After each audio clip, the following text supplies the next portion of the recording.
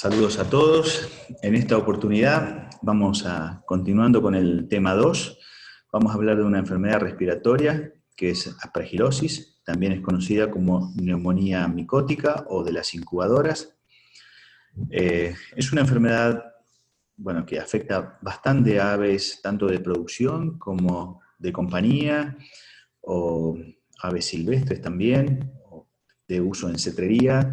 También es bastante común la enfermedad y tiene bastantes complicaciones a la hora de resolver la situación. Pero son muy distintas las maneras de resolver a nivel producción, a nivel poblacional o a nivel individual.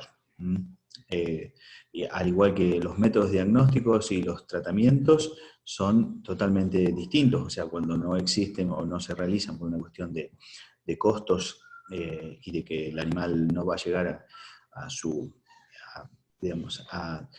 explotación máxima a nivel genético con una enfermedad que lo va a llevar prácticamente toda su vida, o a un animal que tiene otros fines. Bien, entonces es producida esta enfermedad por especies del género Aspergillus.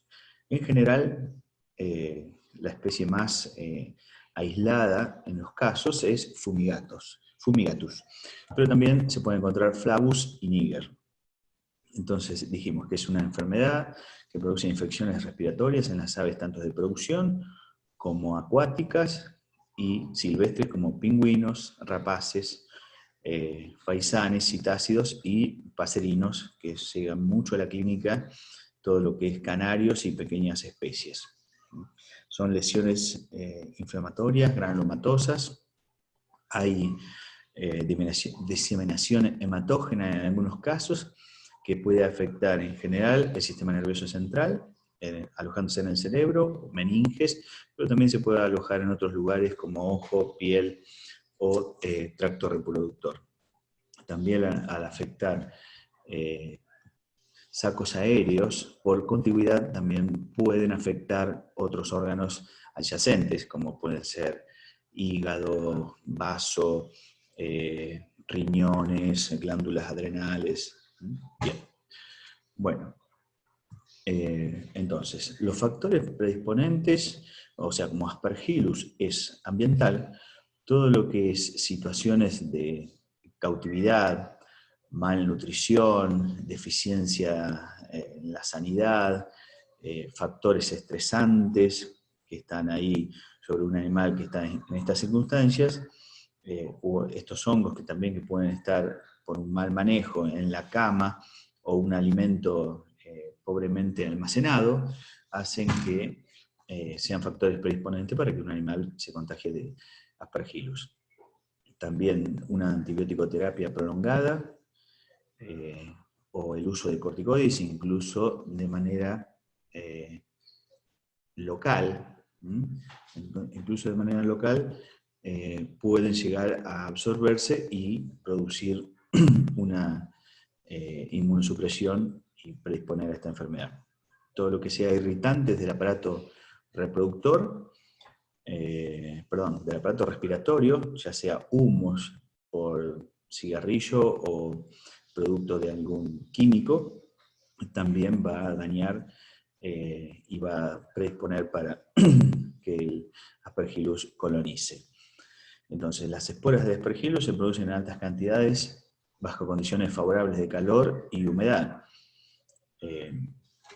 Eso hay días también que están más predispuestos, donde hay por ejemplo, por decir algo, en el campo tenemos aves cautivas y tenemos un heno seco y corre mucho viento, bueno, también es posible que esas esporas lleguen a través del viento y en esas condiciones de temperatura, humedad y viento pueden llegar a producirse casos.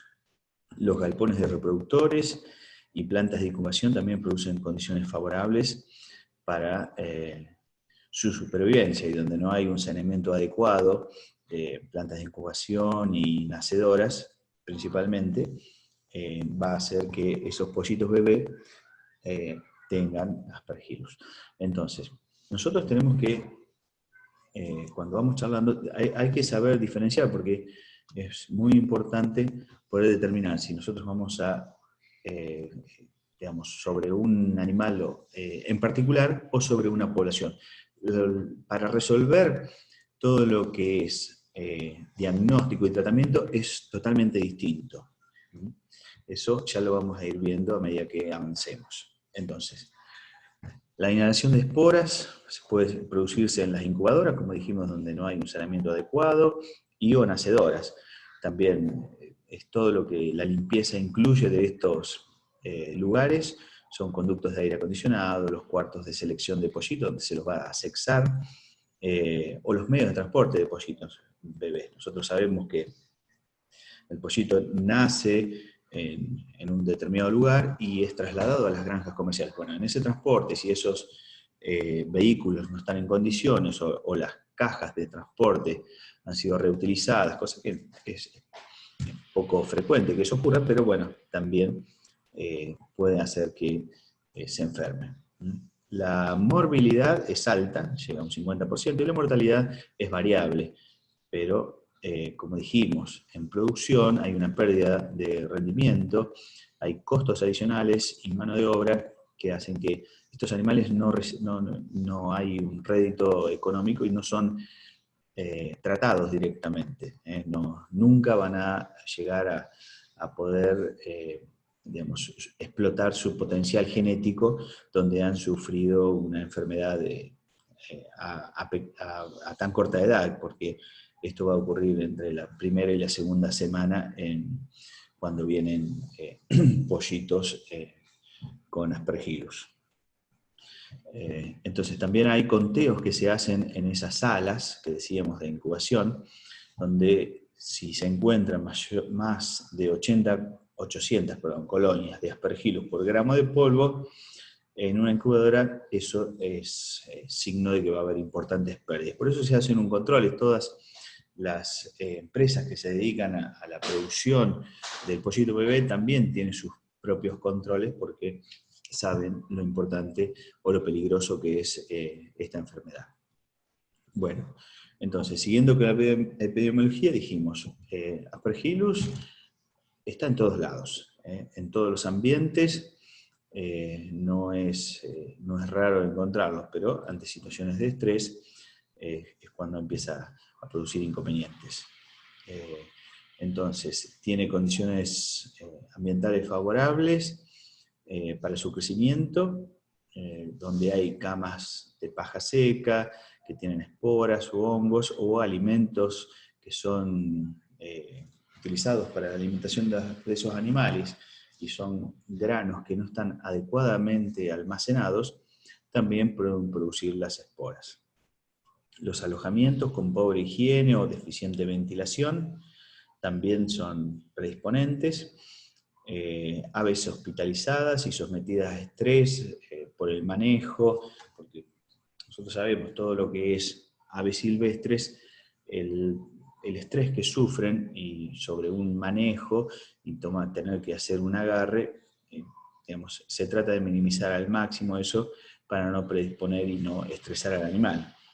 O que estén debilitadas por distintas causas también, si sumamos déficit en el manejo y aves debilitadas y condiciones de poca higiene, bueno, seguramente aparecerá la enfermedad. Entonces, dijimos, no es de transmisión horizontal, tampoco es vertical, es algo ambiental. Pero eso no quiere decir que vaya, digamos, en el caso de animales de compañías, un solo animal enfermo, puede haber varios.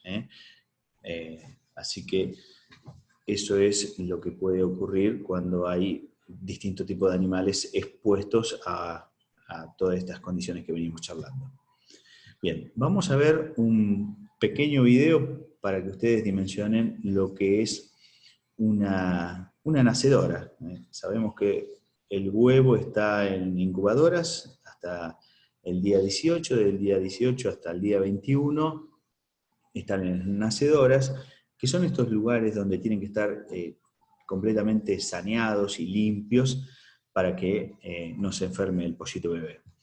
Entonces, nosotros tenemos un video para mostrarles y que vayan viendo, a ver si se reproduce.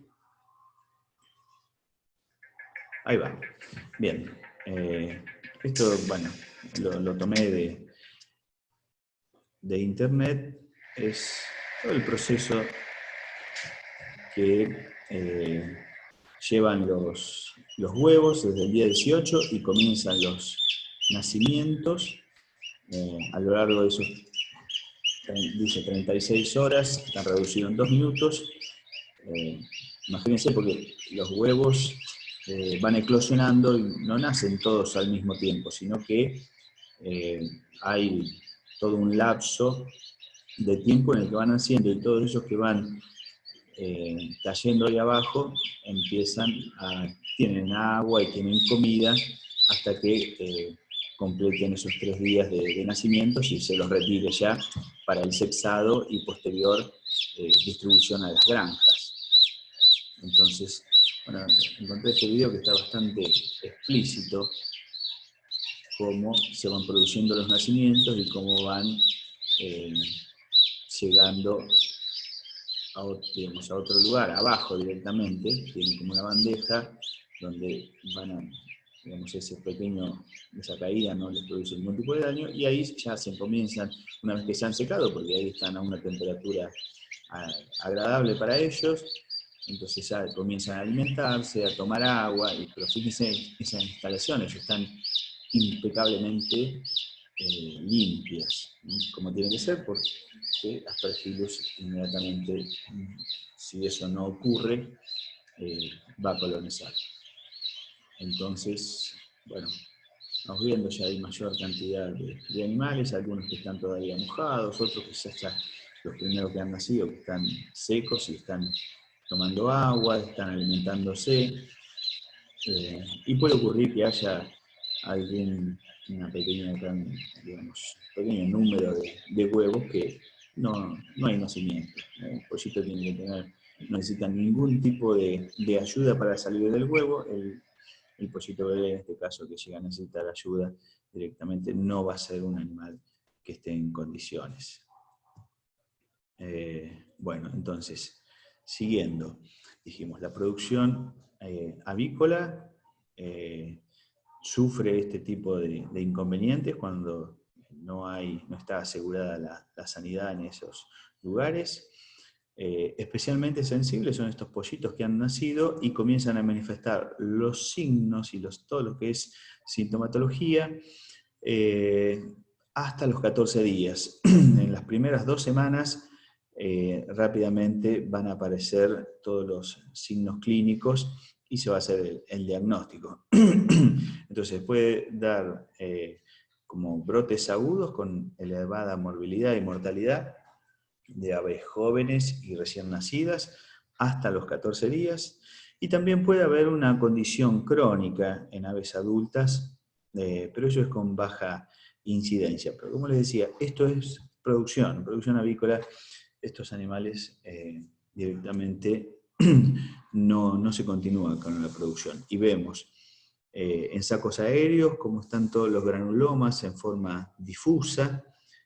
Acá también en pulmones podemos ver también granulomas con esa característica medio grisácea que tienen las colonias, y la posición ortopneica sigue con esa dificultad o distrés respiratorio que muestra un pollito bebé ahí.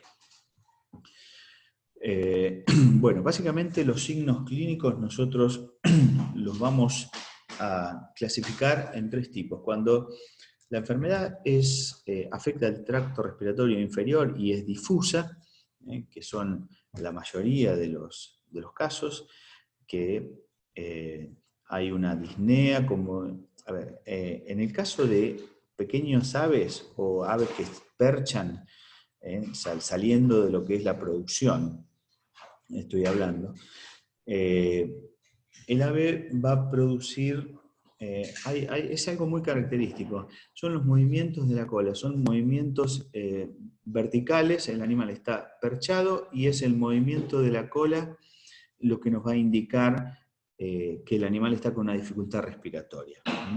Después, sí, lo que es el animal que tiene todas las plumas, o sea, está perdiendo la temperatura, está englobado, lo que se dice en la jerga, que tiene todas las plumas como los folículos plumosos, digamos, como parados, entonces uno lo ve con esa característica como las plumas abiertas, signo de enfermedad. Un ave pequeña o más grande, salvo cuando se está acicalando, porque eso hay que saber diferenciar.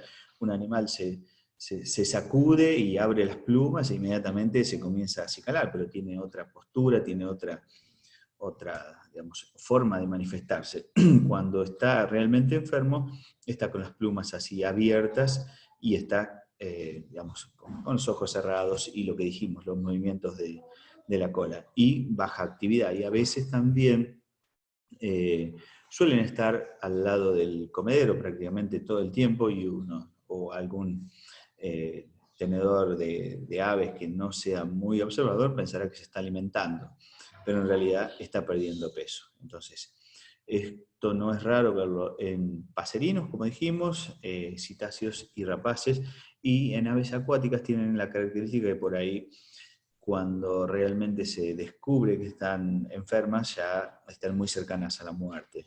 Algo que ocurre mucho en las aves silvestres, esa característica de enmascarar y ocultar enfermedad digamos, por la presencia de predadores, entonces que en la naturaleza cuando hay una ave enferma son las primeras que van a ser atacadas por los predadores, entonces cuando realmente uno detecta que está en enfermedad, están muy enfermas. Ocurre con algunos otros pequeños roedores también saliendo de las aves. Bueno, después tenemos otro tipo de clasificación, que es cuando el granuloma está en siringe, que esto también es frecuente verlo. Lo primero que se va a escuchar es un cambio en el tono o en la calidad de la voz o es una afonía.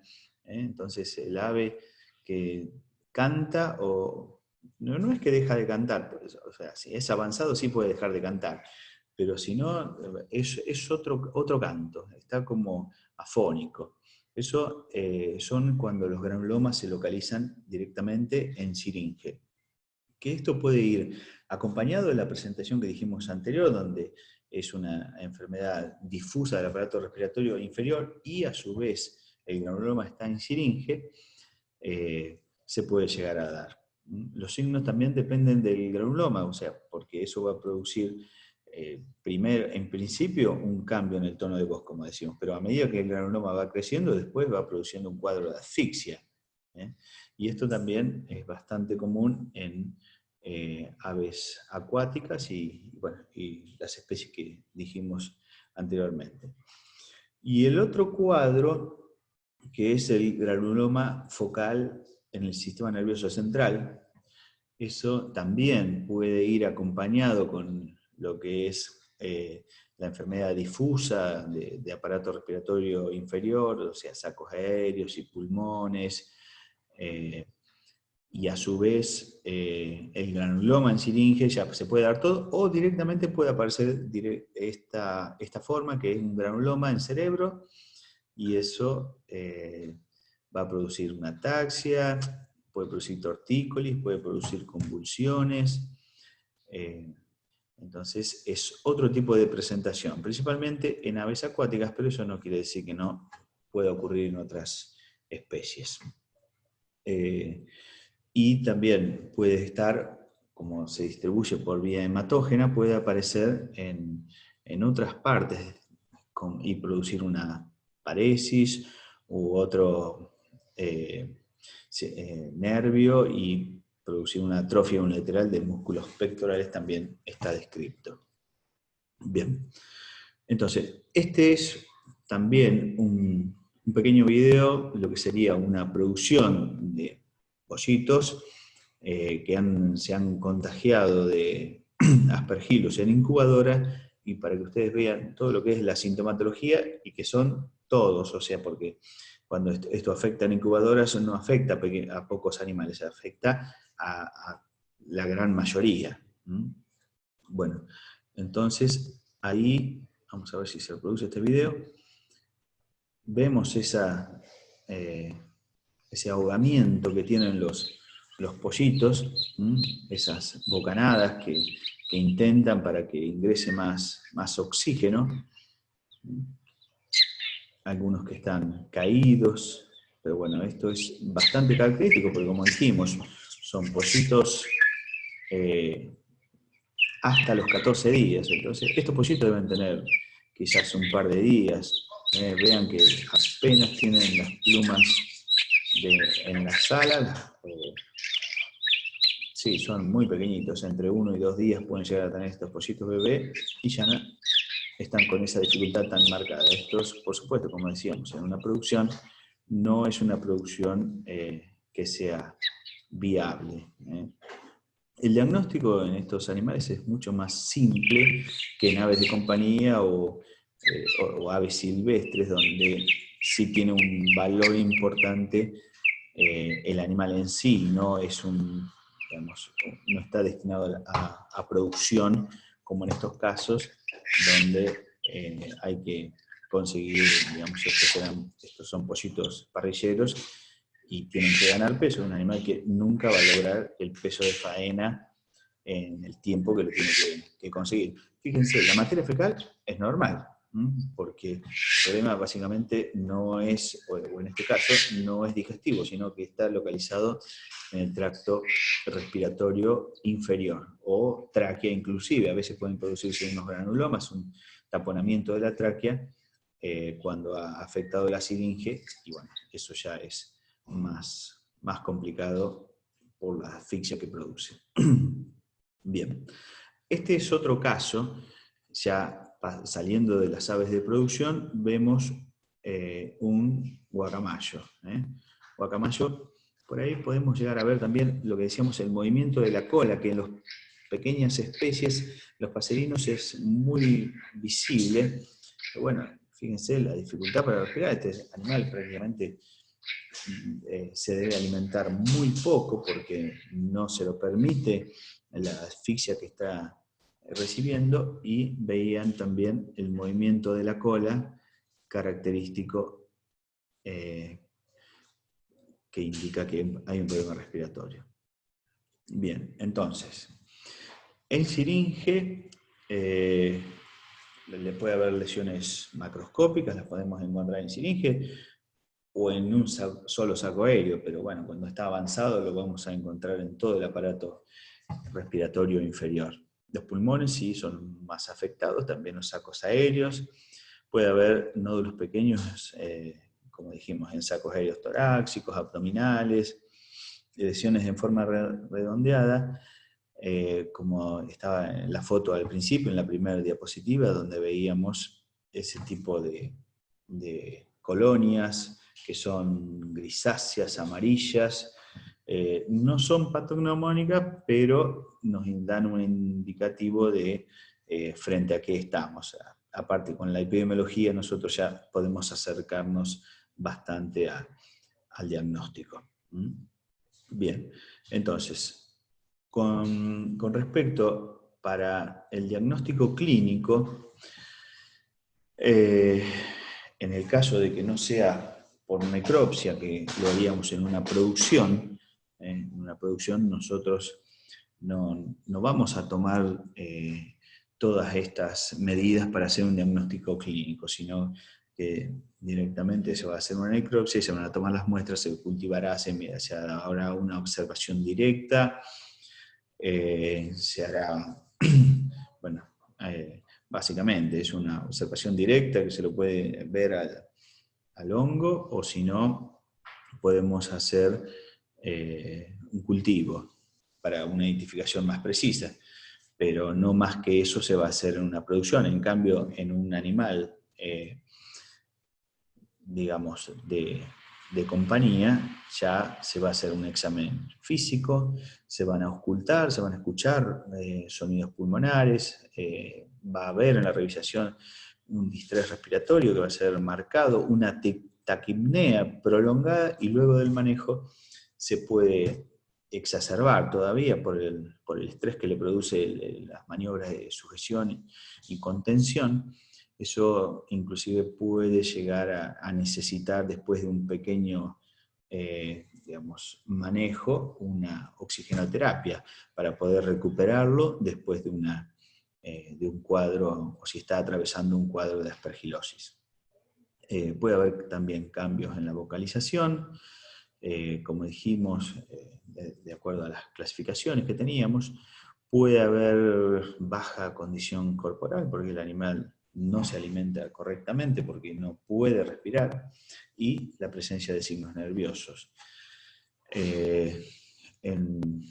Digamos, la bioquímica, perdón, en todo lo que es hemograma puede haber leucocitosis, y depende si el tiempo que lleva puede haber o no monocitosis.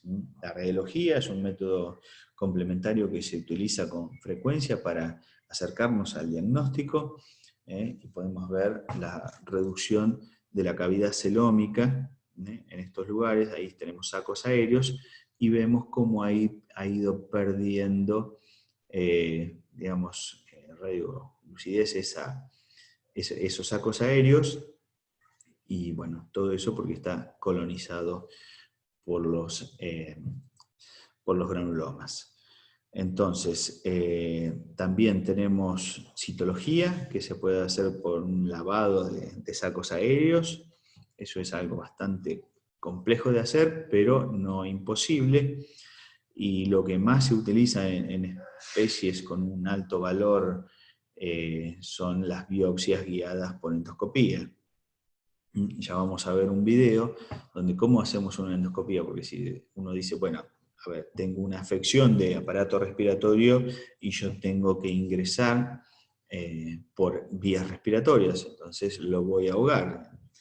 Bueno, hay algunas formas que tenemos en las aves para poder permitir que él pueda oxigenar bien mientras se hace la toma de muestras. Y las resonancias magnéticas, en el caso de granulomas focales, que dijimos que pueden afectar el cerebro, también sirven y se utilizan para el diagnóstico. En las radiografías también, a veces, porque los granulomas por vía hematógena también se pueden alojar en huesos, también lo podemos utilizar.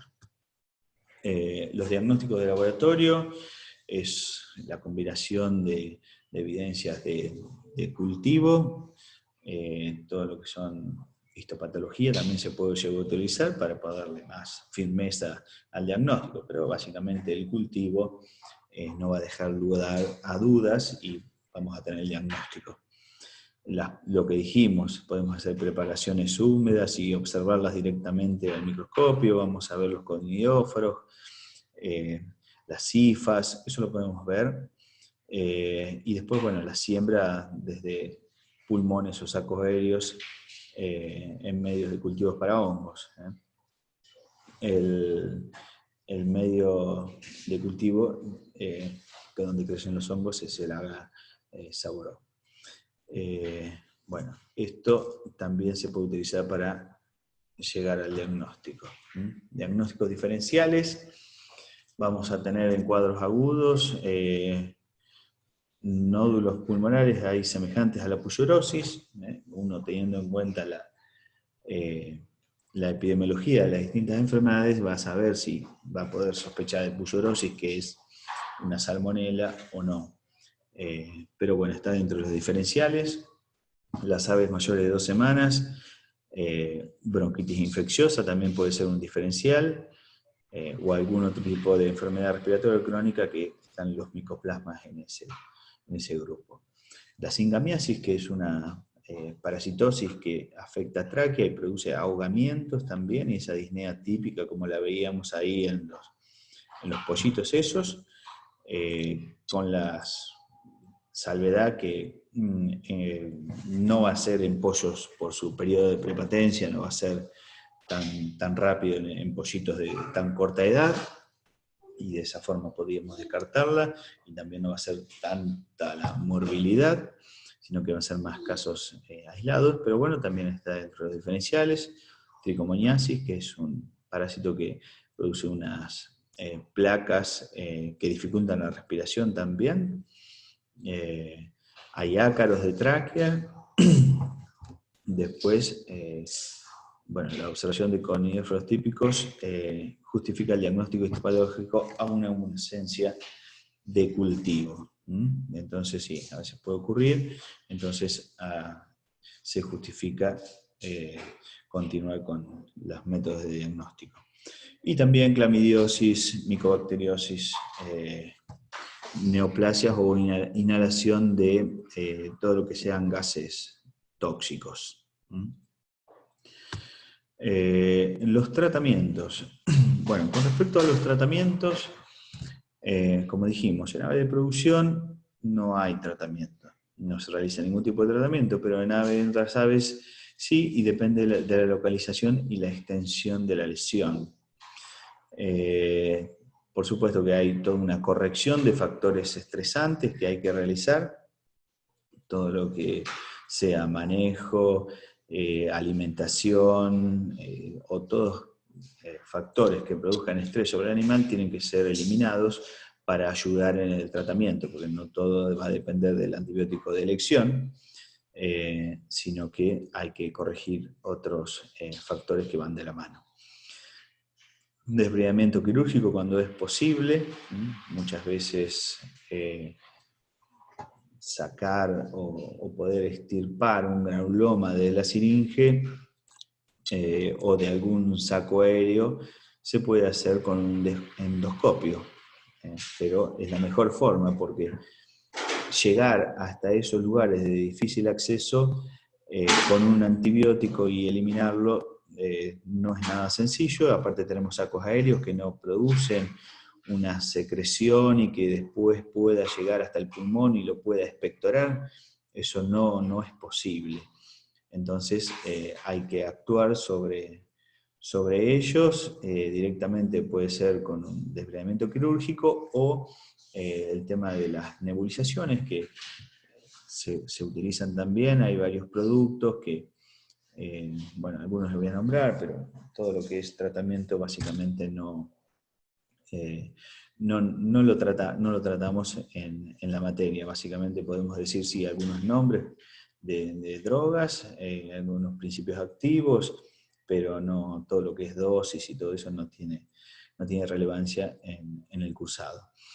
Entonces todo lo que es nebulizaciones y los lavados, a veces con clorhexidina, y algunos trabajos con un producto que se llama F10, que se hacen nebulizaciones, que no está totalmente validado, pero surge buenos resultados, y el uso de la anfotericina B, que es muy hepatotóxica, pero junto con el itraconazol y el voriconazol, que es el más nuevo y el más utilizado, es el voriconazol, también sirven para el tratamiento de esta enfermedad. Bueno, con respecto a eso, después, bueno, lo que es prevención y control, para que, bueno, esto es lo más importante prácticamente. Es decir, bueno, si esto nosotros hacemos prevención, directamente vamos a tener solucionados los inconvenientes.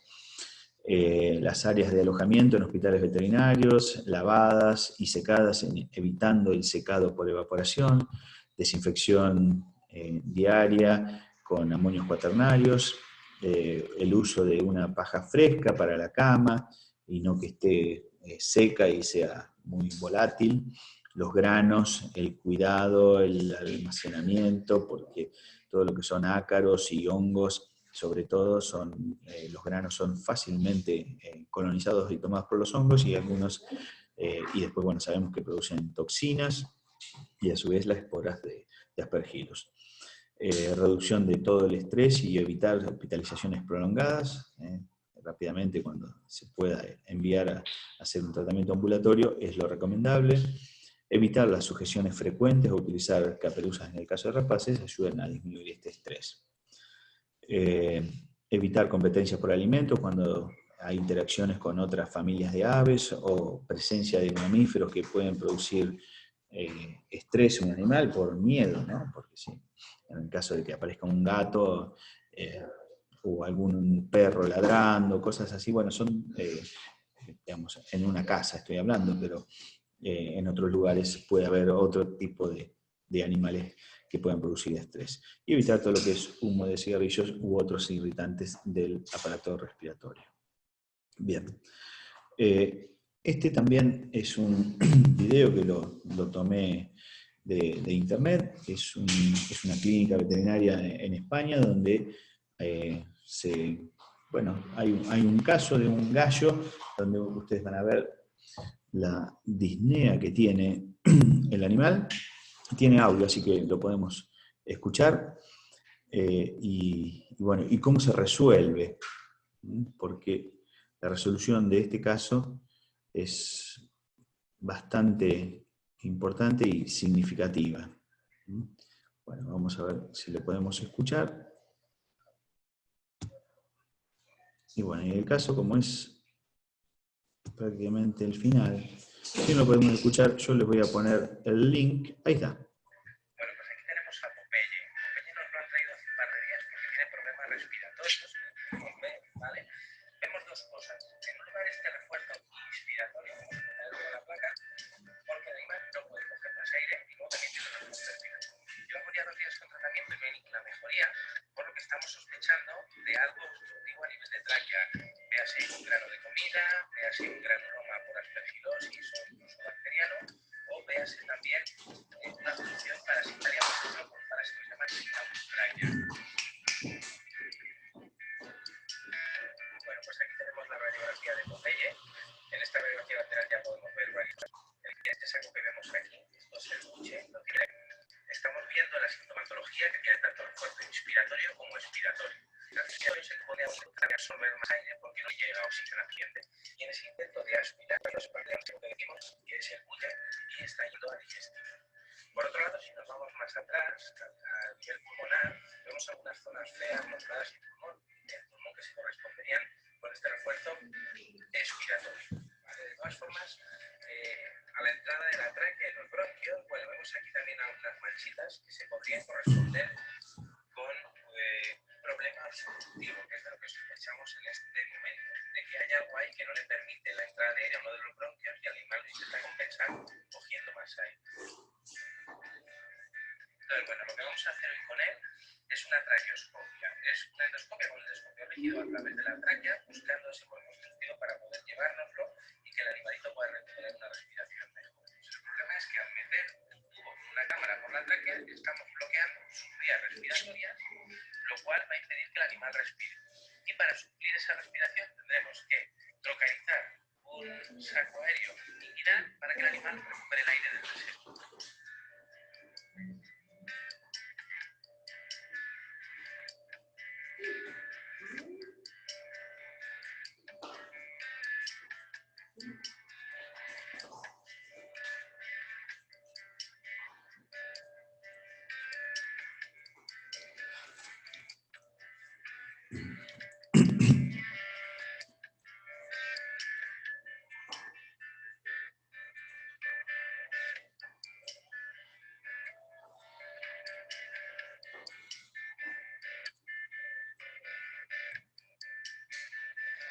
Esta cirugía es tan beneficiosa y tan radical que pocos minutos después ya podéis ver cómo el animal ya está en estación, recuperando. Sabéis que todavía tiene los efectos de la medicación, pero ya no hay esos esfuerzos inspiratorios tan horribles porque ya está cogiendo el aire a través de la tropicalización del saco aéreo.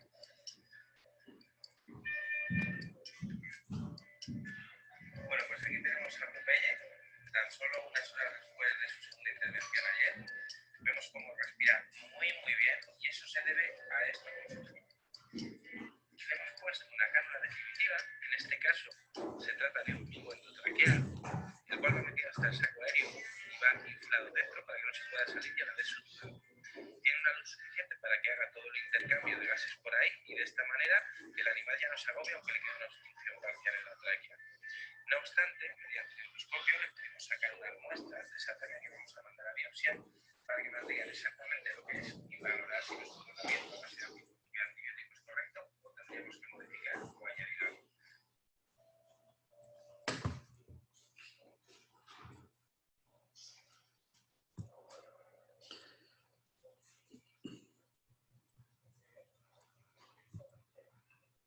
Bien, bueno, fue muy claro el video, muy explícito sobre cómo se debe tratar un caso de un granuloma, seguramente como estaba ahí localizado en tráquea y produce esa disnea. Entonces se hace la trocarización del saco aéreo abdominal y de esa forma, bueno, el animal le da, digamos, una respiración bastante normal y le permite respirar sin dificultad hasta que se pueda eliminar esa lesión que está en la ubicación que tenga. Pero bueno, sí es parte del tratamiento estas tareas que hay que realizar. Pero bueno, en base a eso se continuará o se procederá con los tratamientos como les había dicho. Bien, la bibliografía se las voy a poner de nuevo en la plataforma. Como la vez anterior, los trabajos han sido tomados digamos, el resumen fue hecho de estos trabajos que tengo acá y que les voy a subir a la plataforma para que tengan ustedes, porque la idea es que vayan ampliando lo que uno les va aportando en estos teóricos, y ustedes con esta bibliografía que les voy a subir, bueno, lo van a ampliar y van a ir, digamos, acomodando mejor y evacuando dudas. También pueden preguntarme por WhatsApp cualquier otra duda que vayan teniendo, pero bueno, así lo vamos llevando. Bueno, muchísimas gracias y estamos en contacto por cualquier cosa que necesiten, dudas que haya que aclarar, seguimos en contacto.